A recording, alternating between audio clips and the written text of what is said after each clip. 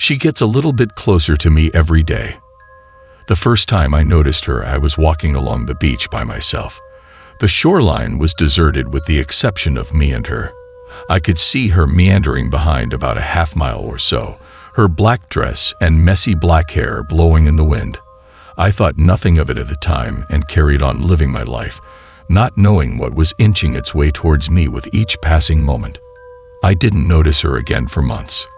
The next time I saw her was in the Walmart parking lot. It was late, around 11 o'clock, and I walked out of the store into the empty, oversized parking lot, bag of groceries in hand. There weren't too many cars left in the parking lot, and the ones that were there were all lined up in the spots closest to the store's entrance. She stood by herself near the back of the parking lot, under one of the light poles, probably around 150 to 200 yards from me. Still too far to make out the face of this girl, but something about the black dress and black hair gave me a sense of déjà vu. I don't think I made the connection with the girl on the beach at that moment, but it was eerie nonetheless. I started noticing her more and more.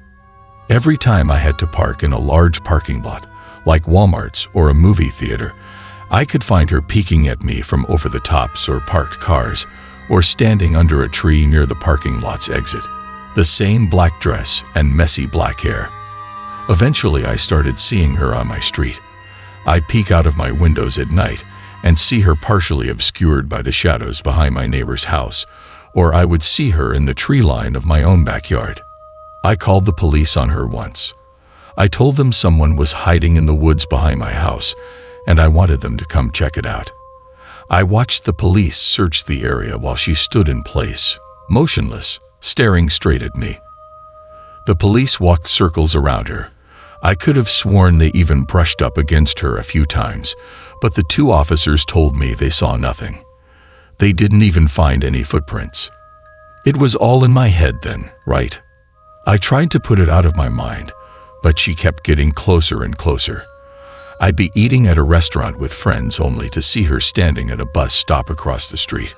I'd take my dog for a walk, and I'd see her looking at me through the windows of my neighbors' houses as I walked past. Closer and closer.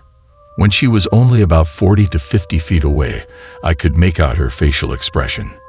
A small bit of mascara ran down her cheek, but she was wearing a fresh smile. I couldn't comprehend it.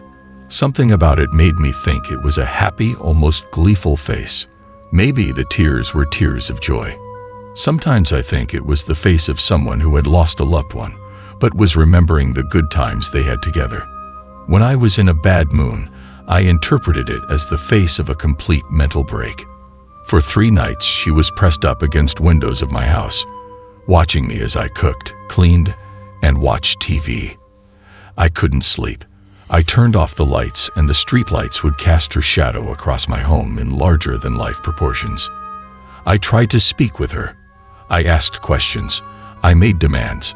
I begged and pleaded to tears, but she wouldn't answer. She never made a sound. She never moved. She never blinked. I took time off work. I wasn't sleeping or eating. I spent all the time I had pacing my living room, screaming at the girl in my window, or crying thinking about how I had completely lost it, how everything I had worked so hard to build in this life had just come to a screeching halt due to a few bad neurons or chemical imbalances. As much as I tried to convince myself it really was all in my head, there was a feeling I couldn't shake. It all just felt so real. I mean, of course it did. My brain would be telling me it's real just as any crazy person with hallucinations believe their visions to be real. But there was something about this girl I just can't explain. Like I had known she would be showing up, and I should have had her arrival marked on my calendar or something. I can't explain it. I had to get some air, so I grabbed my dog and took her out for a walk. It was the longest walk of my dog's life. We walked for hours and ventured miles from our home, but we never managed to escape the woman who'd been watching us. She peeked at us from behind our neighbors' fences, watched us from behind the trees of the local parks. I even saw her staring at us from the backseat of a few cars that drove by us. But we kept walking. Out here I felt less restricted, like I had options if I needed to run. Plus, there is something so violating about your own home. your one sanctuary, being turned into a fucking terrarium. I dreaded returning. But eventually we had to go home. The walk we had taken was turning quickly into animal abuse. My dog needed water and to rest her legs. Whatever I had gotten into it was my fault, and not hers. When I got back to my house, my plan was to just ignore the creepy girl with her face pressed against my back window. I was exhausted and hadn't slept in days. I just wanted to have a glass of water, shower, and go to bed. I accomplished the first 2 steps easily, but I stumbled on the third. I couldn't resist a peek. I had to have another look at this girl. It's not something you can ignore. If you were swimming in the ocean and someone yelled, "Shark," would you not look for the shark? I peered around the corner of the hallway and looked out the big back window where she held sentry the past few nights. She was gone. When you're swimming in the ocean and someone yells, "Shark," it's so much scarier when you can't see it. My mouth instantly went dry. I flipped on the floodlights that illuminated my backyard. Nothing. I ran through my darkened house to the front windows and looked out. Nothing. My mind was screaming. Up to this point, I had never been more terrified in my entire life. Where was she? The worst part was I couldn't shake the feeling I was being watched. I sat on the couch and held my head in my hands. No chance I was going to bed now. I was going to make some coffee and think. I stood up, walked to the kitchen, and flipped the lights, filling the once dark room with light, and in my periphery, I saw feet. There she was, standing in the corner of living room, peeking out at me from behind the drapes, just feet from where I was sitting on the couch. My stomach turned. She was in my house. This was a violation. This scared me. This offended me. This made me feel vulnerable and disgusting. I puked all over my kitchen floor, never daring to break eye contact with the girl in my living room. I made my coffee and sat at the kitchen table with a knife in my hand. No idea what good the knife would do against whatever this girl was, but without it I felt completely naked. We stared at each other for hours. I threw things at her, but they all just seemed to pass through her. I had to do something. What was I going to do? Stare at this thing until I inevitably died from lack of sleep? I made a decision. I ran to the garage and jumped in the car. I'd at least get this thing out of my home. I opened the garage door and started the car, but as I turned around to back out of the driveway, I found her sitting directly behind me in the backseat. That was too much for me. I was absolutely revolted by the idea of being that close to it. I got out of the car, and I started running. I ran for miles. Each time I looked back, I could see her keeping pace behind me, never gaining ground or falling behind, but always close, very close. Eventually, I got to my destination, the police station. At the very least, they could put in a cell with 24-hour security. That went about as well as I hoped it would.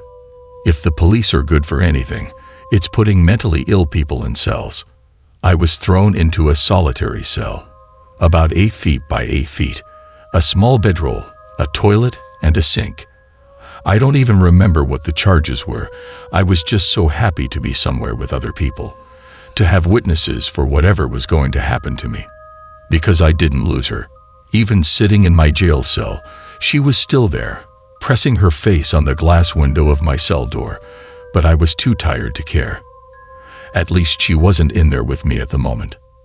I don't know how long I slept for, but when I woke up, she was kneeling down next to me with the same pained smile on her face. Before I could even scream, she reached her arm out and touched my left shoulder, which instantly exploded in a sharp pain that radiated down my arm and across my chest.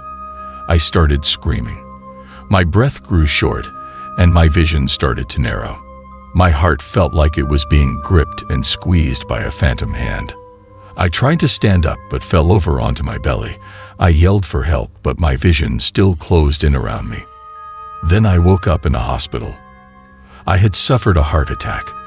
Luckily for me, there were paramedics in the building to save me. All of this happened about 6 months ago. I started seeing her again about 6 weeks ago. She's moving more quickly this time. Within a few short weeks, I could see her face. She looks angry now, almost like she's angry with me specifically. She's also holding something, but I can't tell what it is. She keeps it hidden behind her back.